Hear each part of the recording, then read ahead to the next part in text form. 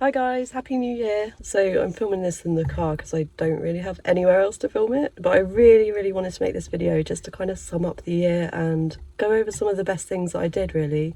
So that'd be really nice to look back on some of the highlights of the year. So obviously I started off the year in the UK. I did go to quite a lot of really interesting historic places. I was filming them all, but I was also kind of saying in the background I'm going to go travelling soon, and then I just kept putting it off and not actually doing it.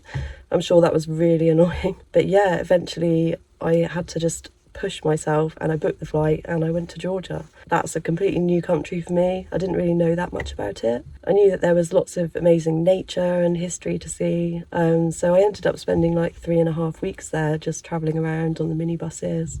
And I just had a really amazing time. Started learning Russian and practicing it and got my first sort of taste of Soviet history, which I ended up getting quite passionate about.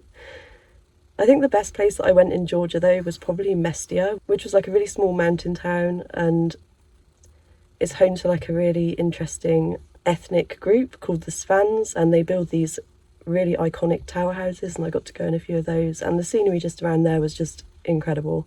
So yeah, that was probably my favourite place in Georgia. Then my next stop was Armenia. Unfortunately, I didn't really get to see that much of Armenia. Only really Yerevan, because obviously something quite bad happened to me while I was in Armenia. But I did enjoy Yerevan. I think the best thing that I did in Yerevan was the abandoned Soviet Children's Railway. That was really cool. That's like right up my street. I love abandoned places. I love Soviet stuff. So yeah, that was really cool. I didn't really spend as long in Armenia as I wanted to. I think in the future I'll have to try and go back and see it properly. But yeah, after my traumatic experience, I decided just to go to Turkey, somewhere that's a little bit familiar, somewhere that I'd been before. I've been to Turkey like 5 times already, so it was just exactly what I needed at that time. First stop was Istanbul, which is an absolutely crazy city. There's so much to see there. It's kind of like an open air museum.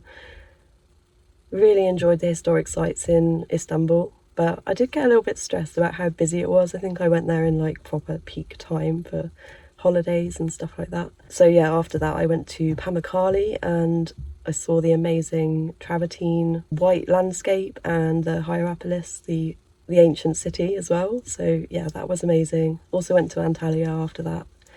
Just had a really nice time in Turkey. Then I flew to Azerbaijan. So this is another new country for me. Never been there before, never heard much about it. Really enjoyed Baku. Baku's a really interesting city with like a really interesting contrast of like old and new architecture. But I particularly enjoyed the old town there. There's so many cool sights to see in those little alleyways. But I think my favourite place that I went in Azerbaijan was Sheki. This is like a really cute little mountain town as well. Exactly my kind of place. Loads of historic places as well to see and just really beautiful. Unfortunately, I'm now banned from Azerbaijan.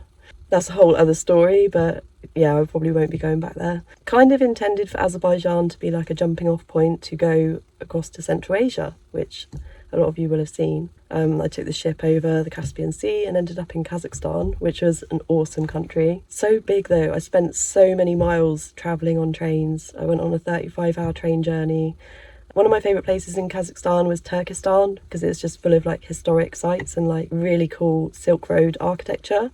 And it wasn't that touristy either, there was really nobody there, so yeah, I really enjoyed that. And then ended my trip in Kazakhstan in Almaty, which is just an amazing city. But I don't think I really did Kazakhstan justice, to be honest. I'm definitely going to have to go back because there's so much more to it to see. It's a huge country. I'd really like to explore all the northern parts as well and go to Astana, and yeah, there's just so much more, so I'll definitely go back there in the future. I think I kind of rushed through it a bit because time was getting on a little bit. It was autumn and there was a few places in Kyrgyzstan that I really wanted to go to, and I had to kind of get there before it started getting really cold, so I went into Bishkek first, which is another really cool city. I'd say Bishkek's a bit like Almaty, but like a bit smaller.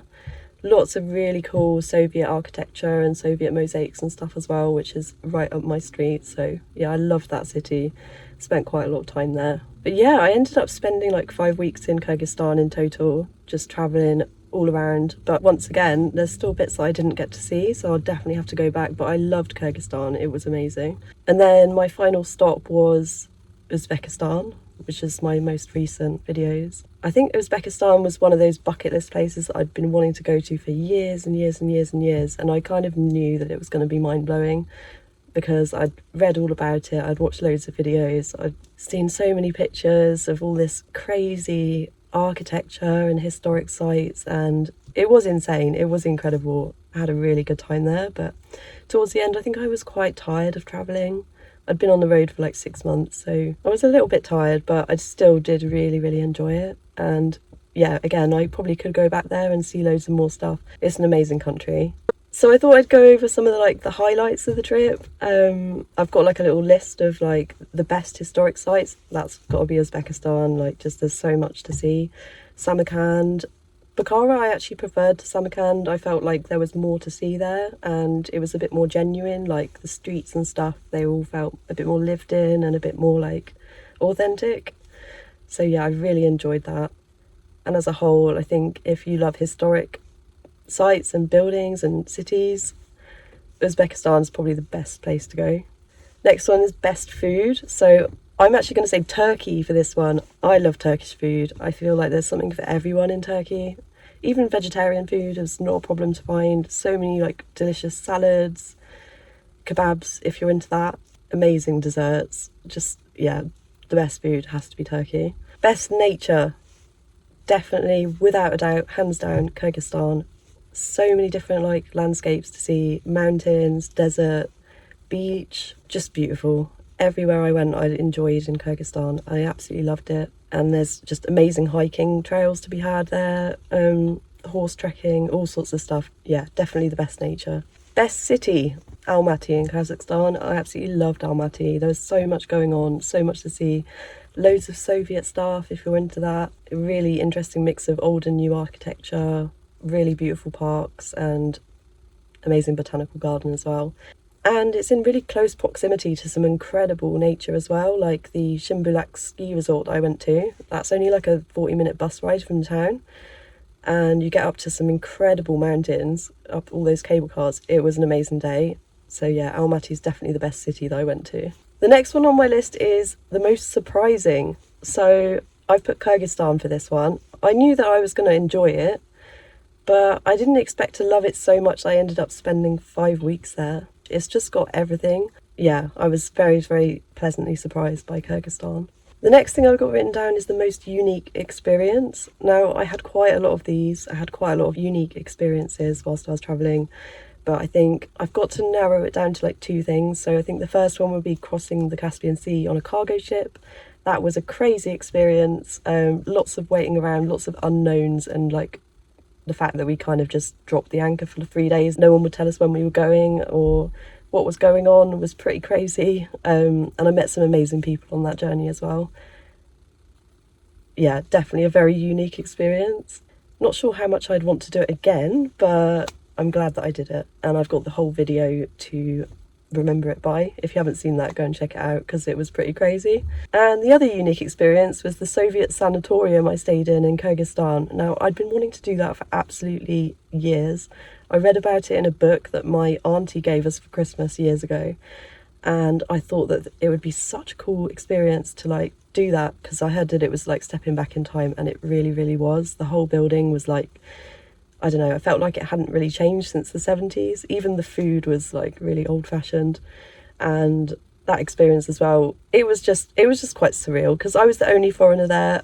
I had to really, really practice my Russian because nobody spoke English. But yeah, I had an amazing time, really, really enjoyed that, and I'm so, so glad that I did it. And I guess I should tell you my overall favourite country that I went to, and for sure it was Kyrgyzstan. I've already banged on about it enough about how much I loved it.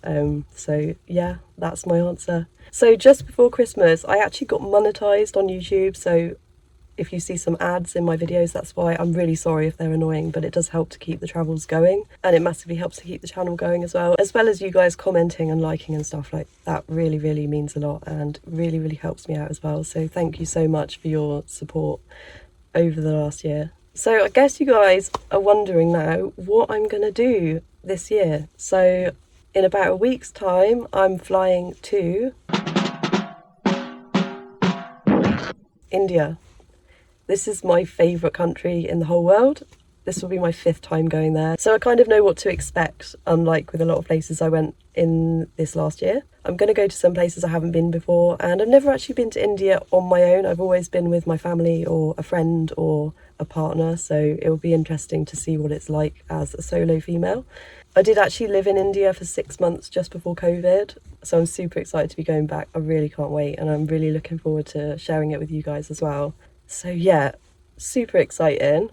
But since I love India so much, I was thinking to myself, maybe it's time to start exploring some of its more culturally similar neighbours. So that's a little hint of what might come afterwards. Nothing's absolutely certain yet, except the fact that I'm going to India. I've got my flight booked and I've got my visa, so I'm going to be going there on the 7th of January. So overall, it's been an amazing year. Thank you guys so much for coming along on all these adventures. But I think this next year is going to be even better. We're going to explore lots more new countries together, lots more new adventures, and hopefully I'll come out with some really good videos for you guys as well. So thank you so much for watching over the last year. Really looking forward to taking you along with me on the next adventure. So I'll see you soon.